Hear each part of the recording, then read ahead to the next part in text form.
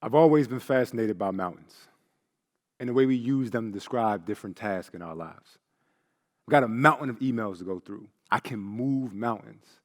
Now, the truth is, these sayings are used so often because they're the perfect metaphor.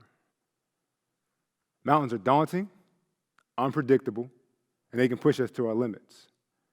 What I want to convince you today is why climbing your own metaphorical mountain is not only imperative for your own individual growth, but for the growth of the world as a whole. How are y'all doing? My name is Darryl D. Ray Reynolds. Now I'm a proud Villanova alum. I graduated in 2017 after playing for the Villanova Wildcats basketball team for 4 years. In the fall of 2018, I returned to coach for 1 season. Now, I was blessed enough to be around for some of the most exciting times in school's history. And to put it in context, while I was here, I was a part of 5 Big East championships, 3 Big East tournament championships, and 1 national championship that had the most exciting ending the world has ever seen. To me, obviously very excited for Chris.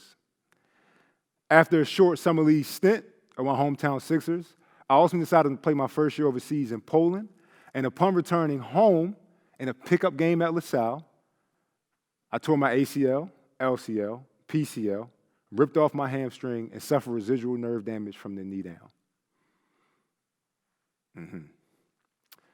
As you can imagine, I haven't played a game of professional basketball since, but in all honesty, I'm actually happy it happened. You see, without basketball as an escape, I was finally able to get to the root of who I was. What did I love to do? What fulfilled me? The more I questioned myself, the more the world around me began to make sense, and eventually, I got to my truth, or I solved for why. It was this paradox of looking internally at that which was in my control to find peace was going on externally, outside of my control. Life, like the game of basketball, can bring together so many different perspectives and ideas. They can be overwhelming to take it all in. Therefore, we must do is find those things that fulfill us, those things that speak to us. It's about finding our truth or solving for our why.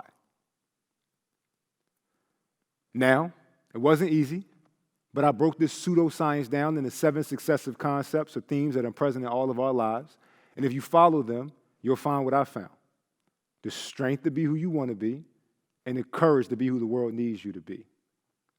Now, these 7 successive concepts are muscle mindset, the follow-up, self-assessment, the follow-through, gratitude, simplification, and preparation.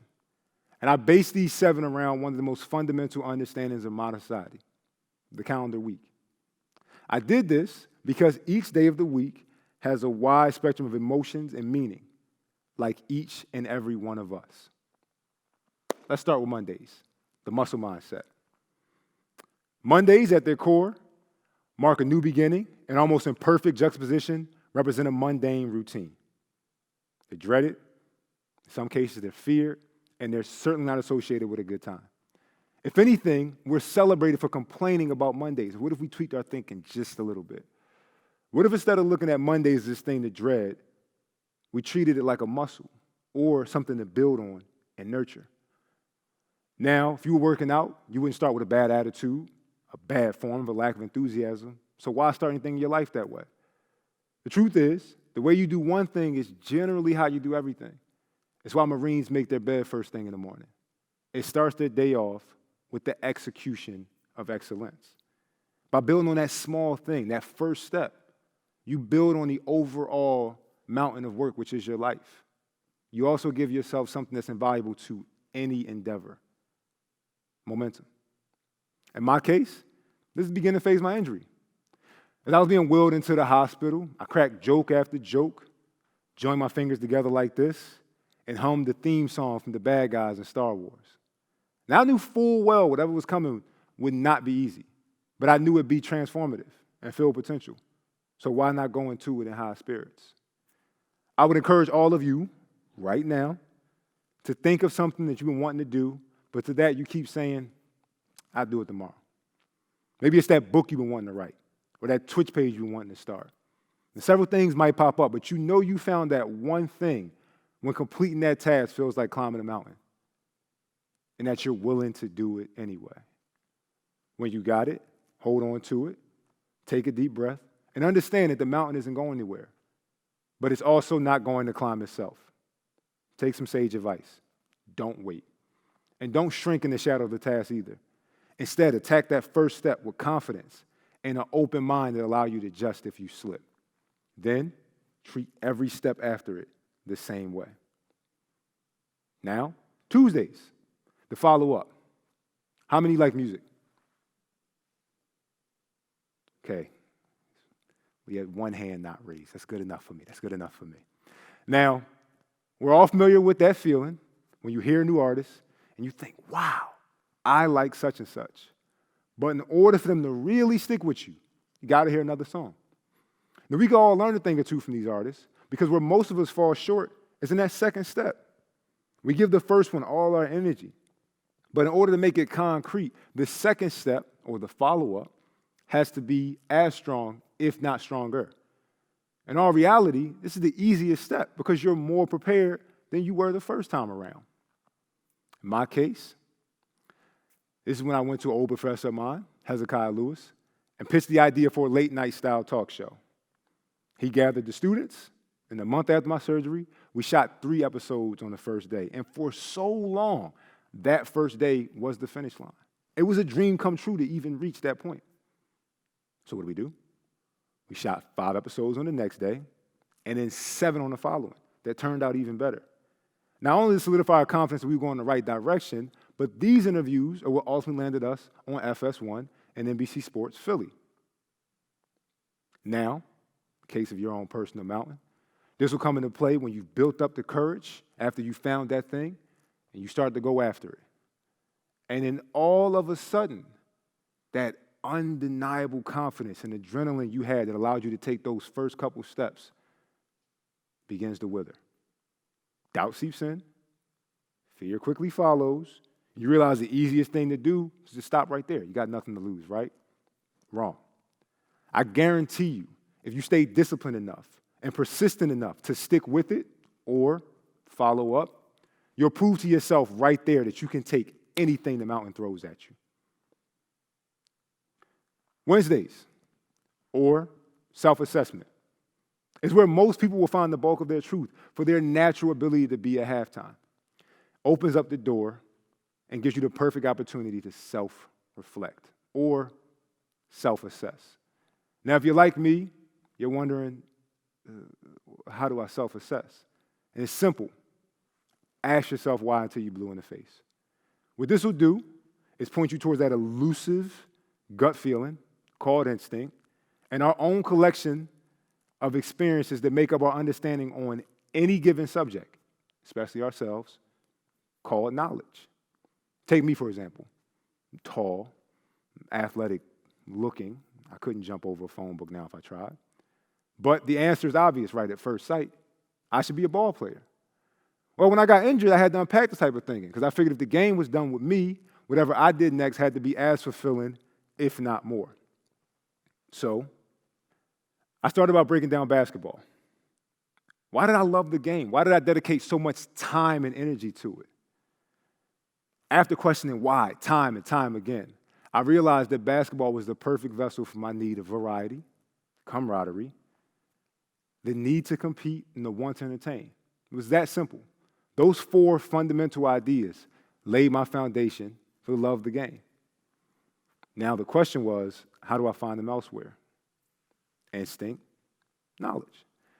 I felt in my gut that media production was my true calling because it felt good not only in the glamorized ending, but in the grind of working through shows beforehand and planning and the post-work. Moreover, I enjoyed the process more than the payoff because the process was something that could be savored. As far as knowledge goes, well, I've always been an entertainer. I've got the pictures to prove it. But even as a kid, I knew that it wasn't just about me feeling good. It was about bringing joy to those around me. By questioning why, I was able to figure out what not only fed my soul, but contributed to my surrounding environment. I feel as though if more people found out what not only feeds their soul, but contributes to their surrounding environment, the world will be an overall happier place. Now, in the case of your mountain, this is after you've built up the courage, taken those first couple steps, you've gotten your second win, and now it's time to do the unthinkable. Nothing. Take a beat and stop and reflect for a second on why you're climbing in the first place. We live in a time where stopping feels like giving up entirely, but that's just not the case. A simple practice like meditating. I don't mean the dramatized Baby Yoda style, trying to levitate and call something to you, but just simply sitting there and letting your thoughts flow for 10 minutes is a game changer. It can also recenter you and re-energize you to attack the climb with purpose. Now, Thursdays or the follow-through. Now, for me, this is when it actually came time to release the show. My anxiety was an all-time high, but in a good way. You see, most of us hear anxiety and we think, oh, that thing that such and such struggles with. But in all reality, we all know what it's like to feel anxious. Like fear and happiness, it's a biological response. So why not find a way to use it instead of it using you? So what did I do? I tricked my mind into using the anxiety to fuel the sharpness, to fuel the focus that allowed us to put out the best show we could. And it took off. And that is the power of following through. All right, mountain talk time. Now, you've built up the courage, you've gone after it, got your second win, taken a beat, you stopped and self-assessed, and now you can attack the climb, re-energized and repurposed. You're back to trekking up, you're moving and you're moving and you're moving, and then all of a sudden that little voice that tells you, hey, you know you're just going to come back down, gets a little louder. In reality, this makes the climb futile because you're going to go right where you came back from. But I'm challenging you to keep going and understand that the knowledge you gain on this climb is paramount to the overall mountain of work, which is your life. Fridays, or in this case, gratitude. TGIF. We got off of work, just got paid, we're heading to see our friends. Or we would be going to see our friends if it wasn't a pandemic. What more could you ask for, right? Most people would say, I'd ask for that every day. But the truth is, it wouldn't be special if every day was Friday. You see, gratitude isn't about looking too far back or too far ahead. It's about focusing on the moment and winning where your feet are. So forget about being sad about what happened earlier in the week or worried about what could happen over the weekend. Just be grateful that it's Friday. When where your feet are, you'll look back one day and realize you won a lot. In my case, this is when I started being happier and happier for the little things, and then bigger things began to happen. You see, I used to think it was the opposite. You make it to a certain point, obtain a certain level of success, make a certain amount of money, and then boom, happiness drops in like one of those army men from Toy Story. But no, it was actually about being happy for my newfound perspective, for my ability to still have a sense of humor, for the chance to heal. When where your feet are, and you'll look back one day and realize you won a lot. Now, I'm going to give all y'all practice that helped me with gratitude. Set your alarm for 5 minutes earlier than the time you usually wake up. And the moment you roll out of bed, your feet hit the ground, stop. And on all 10 fingers, count off something you're grateful for. And this can be as simple as waking up that morning, the day off you're about to enjoy, or the rain outside that's actually watering the plants that you need. It can be that small. But what this will undoubtedly do is begin to trick your mind into realizing that when life, looked at in the right light, is always playing into your favor. I'm going to keep Saturdays real simple. Simplify your life. Y'all remember math class, right? Simplify this, simplify that. Well, the lesson was to make things easier to solve by simplifying them. So if you want to solve for why, simplify your life. If something's not beneficial to your health, stop doing it. If something makes you happy and doesn't bring harm to anybody else, do more of it. If you're working, living, or thinking space is cluttered, clean it out. If something's not making it easier for you to climb the mountain, leave it behind, knowing full well you can grab it on the way down, or if you need it all. Keep life simple. Take what you need, give when you can, and keep life simple. It's like dodgeball. Duck, dip, dive, dodge, dodge. And lastly, Sundays, or preparation. Now, these steps don't go in a straight line like the days of the week. It's a cycle. And to keep evolving and revolving, you have to be prepared to take the next step. In all honesty, this is the most important step because so many times in life we ask for a change, but don't do any of the prep work to help life help us. You have to be prepared when you start something new. You have to be prepared to pivot when things don't go as planned. You have to be prepared to make a new plan when the old one rips itself in half. But most of all, and more optimistically, you have to be prepared to win time and time again. I felt my life on the cusp of changing. And rather that change was good or bad was left up to later interpretation. But I knew I was prepared.